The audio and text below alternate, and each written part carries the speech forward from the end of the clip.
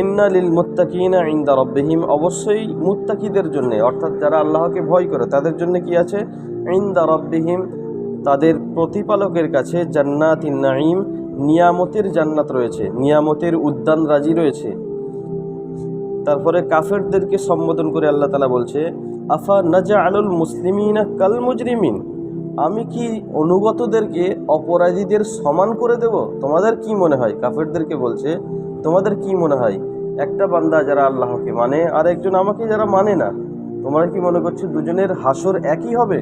দুজনের অবস্থান এবং দুজনের সমস্ত কিছু একই হবে কিয়ামতে? না। মা লাকুম, কি হয়ে গেছে তোমাদের, কাইফা তাহকুমুন, কেমন সিদ্ধান্ত করছো? আমলাকুম কিতাবুন, তোমাদের কাছে কি কোনো কিতাব আছে, ফিহি তাদরুসুন, যার মধ্যে তোমরা পড়েছো, ইন্না লাকুম ফিহি, তোমাদের জন্যে জান্নাতে লামা তাখাইয়ারুন, যা পছন্দ করো তাই পাবে। কোথায় আছে? আম লাকুম আইমানুন আলাইনা বালিগাতুন ইলা ইয়াউমিল কিয়ামা, না তোমরা আমার থেকে কিয়ামত পর্যন্ত বলবৎ থাকবে এমন কোনো কসম দিয়ে রেখেছো, ইন্না লাকুম লামা তাহকুমুন, যে তোমরা যা ফয়সলা করবে তাই পাবে। সালহুম, হে নবী আপনি তাদেরকে প্রশ্ন করুন, আইয়ুহুম বিযালিকা যাঈম, এই কথার জিম্মাদার কে নেবে, কে আছে যারা এই নিশ্চয়তা দেবে যে দুনিয়াতেও যেমনভাবে আছে কাফেররা, আখিরাতেও সেই আরামেই থাকবে। তারা যে এই কথাটা বলে, এই কথাটার জিম্মাদার কে আছে জিজ্ঞেস করো। আম লাহুম শুরাকা, না তারা আল্লাহ ছাড়া অন্য কোনো মাবুদকে আল্লাহর অংশীদার বানিয়ে রেখেছে। ফালিয়াতু বিশুরাকাইহিম, তো আল্লাহ তাআলা বলবেন নিয়ে এসো, তাদেরকে হুকুম দেবে নিজেদের অংশীদারদের নিয়ে এসো, ইন কানু সাদিকিন, যদি তোমরা সত্য হও এই কথাই। ইয়াউমা ইউকশাফু আন সাক, যেদিন পা গুচ্ছ পর্যন্ত খুলে দেওয়া হবে। গুচ্ছ বলতে এই জায়গাটাকে বোঝানো হয়, এই জায়গা, এইটাকে উর্দুতে পিডলি বলে, এই জায়গাটা। তো যখন এতটা খুলে দেওয়া হবে, আর এই কথাটা একটা প্রবাদ বাক্যর মতো ব্যবহার হয়। যেমনভাবে বাংলাতে প্রবাদ বাক্য আছে, মানুষ যখন অনেক মুসিবত পেরেশানিতে থাকে তখন কি বলে, এত পেরেশানিতে আছি দিয়ালে পিঠ ঠেকে গেছে। কি বলে? দিয়ালে পিঠ ঠেকে গেছে। দিয়ালে পিঠ ঠেকে গেছে কি মানে সত্যিকারের দিয়ালে পিঠ ঠেকিয়ে রেখেছে না, তার অর্থ কি, আমি এত মুসিবতের চাপে পড়ে গেছি, সিধে হয়ে দাঁড়ানোর ক্ষমতা আর নাই, যে শেষ অবস্থায় পৌঁছে গেছি। তো এখানে প্রথম কথা এইরকম, এই কথাটা একটা প্রবাদ বাক্য, যে যেদিন পিণ্ডলি খুলে দেওয়া হবে, তার অর্থ যেদিন মুসিবতের পাহাড় তাদের উপরে চেপে পড়বে কিয়ামতের দিন কাফেরদের উপরে। দ্বিতীয় অর্থ হচ্ছে আল্লাহ তাআলা, যেটা হাদিস থেকেও পাওয়া যায়, আল্লাহ তাআলা কিয়ামতের দিন নিজের পা পর্যন্ত খুলে দেবেন। এবারে কথা হলো পায়ের গুচ্ছ পর্যন্ত, আল্লাহ তাআলার পায়ের কথা এলো। এই বিষয়ে আমি আগেই বলেছিলাম, আল্লাহ তাআলার হাত পা মুখ যেখানেই কথা আসবে, এ আল্লাহই জানেন ওনার হাত পা কেমন, কারণ উনি হচ্ছে নিরাকার। আমাদের এর ভিতরে গভীরতায় যাওয়ার কোনো রকমভাবে অবকাশ নাই। এর পিছনে পড়ার, এর অর্থ কি, কেমন হতে পারে আল্লাহর পা, এর পিছনে পড়া আল্লাহ তাআলা নিষেধ এবং হুজুর পাক সাল্লাল্লাহু আলাইহি ওয়াসাল্লাম থেকে নিষেধাজ্ঞা আছে। তো আল্লাহ তাআলা যখন নিজের পা খুলে দেবেন এই গুচ্ছ পর্যন্ত, ওয়ায়ুদআউনা ইলা সুজুদ, এবং তাদেরকে সেজদার দিকে ডাকা হতো, ফালা ইস্তাতিউন, তারা সেজদা করতে সক্ষম হবে না। কিয়ামতের দিন আল্লাহ তাআলা যখন পা গুচ্ছ পর্যন্ত খুলে দেবে, সেজদার জন্য ডাকা হবে, কিন্তু সেদিন তারা সেজদা করতে পারবে না, কারণ দুনিয়াতে ক্ষমতা থাকতে তারা আল্লাহর সামনে ঝোঁকে না। তো কিয়ামতের দিন আল্লাহর সামনে ঝুঁকতে বলার পরেও ঝোঁকার ক্ষমতাই শেষ হয়ে যাবে। খাশিয়াতান আবসারুহুম, তারপর কি হবে না, তাদের দৃষ্টি অবনত হয়ে যাবে, অর্থাৎ লজ্জিত হয়ে এরকম নিচু, মাথা নিচু করে নেবে। তারহাকুহুম যিল্লা, হীনতা তাদের উপরে ছেয়ে যাবে। ওয়াকাদ কানু ইউদআউনা ইলা সুজুদ, এবং তাদেরকে ওয়াহুম সালিমুন, তারা যখন নিরাপদে এবং সুস্থ ছিল তাদেরকে সেজদার দিকে ডাকা হতো। তাদেরকে কি ডাকা হতো, যে ভাই এসো আল্লাহর সামনে ঝুঁকে যাও। ফাজরনি ওয়া মান ইউকাজ্জিবু বিহাযাল হাদিস, হে নবী আপনি তাদেরকে, যারা এই কিতাবকে প্রত্যাখ্যান করেছে, এই কোরআনকে প্রত্যাখ্যান করেছে, তাদেরকে এবং আমাকে ছেড়ে দিন।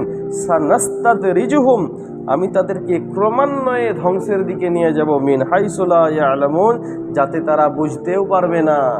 কখনো কখনো হুজুর পাক সাল্লাল্লাহু আলাইহি সাল্লামকে কাফেররা ধমকি দিত যে তুমি খালি জাহান্নামের ভয় দেখাও, কই আমরা যে এত গুনাহ করতেছি, তাহলে নিয়ে চলে এসো, তুমি যদি সত্য হও যাও নিয়ে এসো।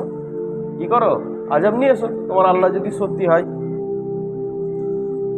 তো আল্লাহ তাআলা বলছে আমাকে আর তাদের এই কথাকে কি করে দাও, ছেড়ে দাও। আমি তাদের উপরে কি একটু ঢিল দিচ্ছি।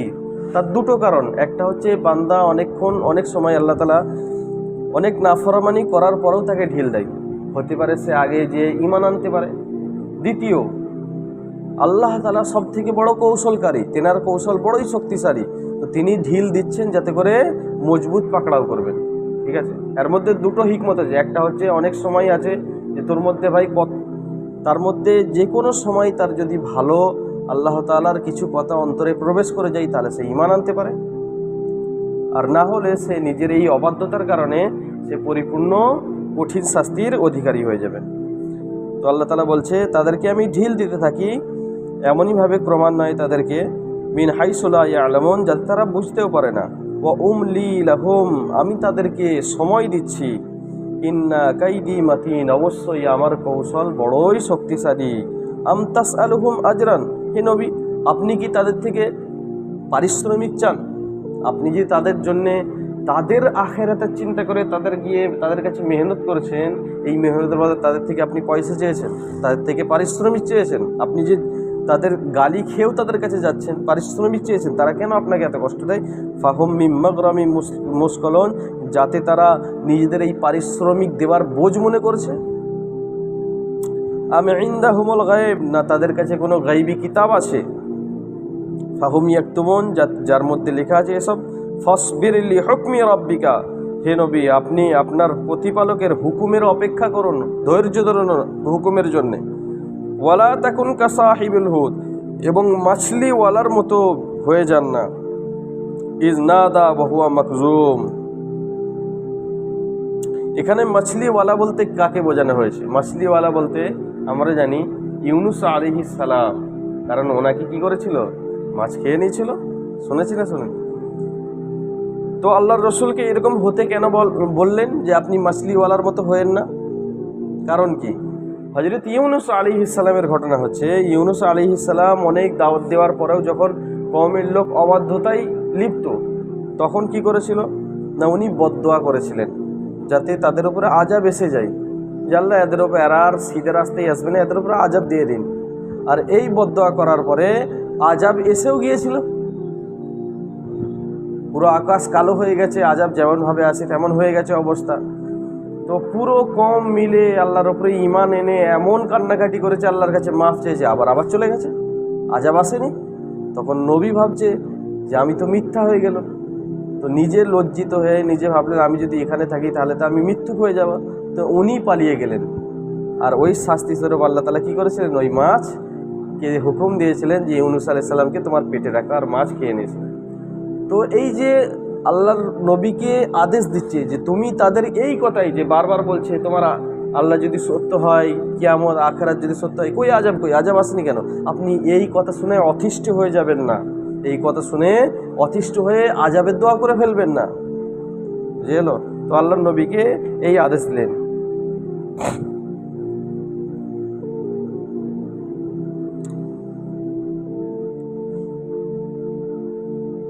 বাস আজকে এতটাই থাক, আগামীকাল ইনশাল্লাহ শেষ পর্যন্ত হয়ে যাবে। না দা, যখন সে নিজের প্রতিপালককে ডেকেছিল ও হুয়া মাকজুম, বেদনার্থ অবস্থায়। লাউলা আন তাদারাকাহু নি'মাতুম মির রাব্বিহি, যদি তার প্রতিপালকের অনুগ্রহ তাকে আগলে না রাখতো, লা নুবিসা বিল আরা, তো সে খোলা ময়দানে নিক্ষিপ্ত হতো, ওয়া হুয়া মাজমুম, নিকৃষ্ট অবস্থায়। ফাজতাবাহু রাব্বুহু, তার প্রতিপালক তাকে মনোনীত করলো, ফাজআলাহু মিনাস সালিহিন, এবং তেনাকে নেককার এবং পুণ্যবানদের মধ্যে গণ্য করলো। কাফেররা হুজুর পাক সাল্লাল্লাহু আলাইহি ওয়াসাল্লামকে কখনো কখনো খুব কঠোর দৃষ্টিতে তাকাতো। কেমনভাবে? হুজুর পাক সাল্লাল্লাহু আলাইহি ওয়াসাল্লাম যখন ওয়াজ নসিহত করতেন, খুব একদম ভয়ঙ্কর দৃষ্টি, যেটাকে বলে চোখ সাঁসিয়ে দেখা, আর চোখে দেখা, যাতে হুজুর পাক সাল্লাল্লাহু আলাইহি ওয়াসাল্লাম বলতে বলতে রুকে যায়, বলতে বলতে কথা এদিক ওদিক হয়ে যায়, ভুলে যায়। আর এই অবস্থায় দেখার পরে বলতো, দেখ পাগল কেমন বকছে, বারবার এটা বলতো। তো আল্লাহ তাআলা বলছে ওয়াই ইয়াকাদুল্লাযীনা কাফারু লা ইউযলিকুনাকা বিআবসারিহিম লাম্মা সামি'উ যিকরা, যারা কুফর অবলম্বন করেছে, যারা কাফের, তারা যখন নসিহত বাণী শোনে তখন মনে হয় তারা নিজের তীব্র দৃষ্টির দ্বারাই আপনাকে আঁচড়ে নেবে, এত কঠিন দৃষ্টিপাত করতো। ওয়ায়াকুলুনা ইন্নাহু লামাজনুন, এবং তারা বলতো এটা হচ্ছে পাগল, ইন্নাহু লামাজনুন, ইনি পাগল। ইমাম বাগাবী আর কয়েকটা মুফাসসিরিন এই আয়াতের তাফসীরে বলেছেন যে চোখের দৃষ্টির দ্বারাই তাকে কষ্ট দিত। এটাকে এরকম বলেছে যে ওই সময় মক্কাতে একটা ব্যক্তি ছিল যার কুনজরে বিখ্যাত ছিল, অর্থাৎ সে যদি কাউকে কুনজর দৃষ্টিতে দেখতো সে অসুস্থ হয়ে যেত, এমনকি উট পশু পাখি সে মরে যেত। আর এমনি কুদৃষ্টি, এটা সত্য, হাদিসে আছে আল আইনু হাকুন, যে বদনজরি যেটা আমরা জানি এটা সত্য জিনিস, বদনজর লাগে। তো তারা কি করেছে, ওই যার দৃষ্টি এতটা খারাপ, দৃষ্টির এত ক্ষমতা ছিল যে কোনো পশুকে লাগলে পশু মরে যেত, তারা চেয়েছে যে হুজুরে পাক সাল্লাল্লাহু আলাইহি ওয়াসাল্লামকেও ওই ব্যক্তির দ্বারাই কুদৃষ্টি লাগিয়ে দেবো, তাকে নিয়ে এসে বসিয়ে দিস। আর সে নিজের ওই তীব্র দৃষ্টির দ্বারাই হুজুরে পাক সাল্লাল্লাহু আলাইহি ওয়াসাল্লামকে দেখছিল। তো কিছু মুফাসসিরিন করে এই তাফসীরে করেছে, কিন্তু হুজুরে পাক সাল্লাল্লাহু আলাইহি ওয়াসাল্লামকে কোনো ক্ষতি করতে পারেনি, আল্লাহ তাআলা তাকে হেফাজত করেছেন। তো হাসান বসরি রহমতুল্লাহ আলাইহি বলেন যে কাউকে যদি কুনজর লেগে যায়, কুদৃষ্টি লেগে যায়, তো এই আয়াত পড়ে ফু দিলে তার এই কুদৃষ্টি ভেঙে যাবে, সে শিফা পেয়ে যাবে। বুঝে এলো? তো কুদৃষ্টির বিষয়ে এই আয়াত খুবই কার্যকরী। কি সূরা কলমের শেষের আগের আয়াত, সব থেকে সহজ, সূরা কলমের শেষের আয়াতের আগের আয়াত। বুঝে এসছে? ওয়ামা হুয়া ইল্লা যিকরুল লিল আলামিন। হুজুর পাক সাল্লাল্লাহু আলাইহি ওয়াসাল্লাম যখন এই কোরআনকে পড়ে শোনাতো তারা বলতো ইনি পাগল। তো আল্লাহর রাসূলকে এই সান্ত্বনা দেওয়ার জন্য সূরা শুরুতেও আল্লাহ তাআলা বলেছেন, আর শেষেও ওই কথাটা আবার বলছেন যে কিতাব ওয়ামা হুয়া ইল্লা যিকরুল লিল আলামিন, এ তো জগৎবাসীর জন্য কেবলই উপদেশ, এত অন্য কিছু নাই। পুরো জগৎবাসীর জন্য কি আছে? এতে উপদেশই উপদেশ আছে। আল্লাহ তাআলা আমাদের সকলকে কোরআন থেকে উপদেশ নেওয়ার তৌফিক দান করুন।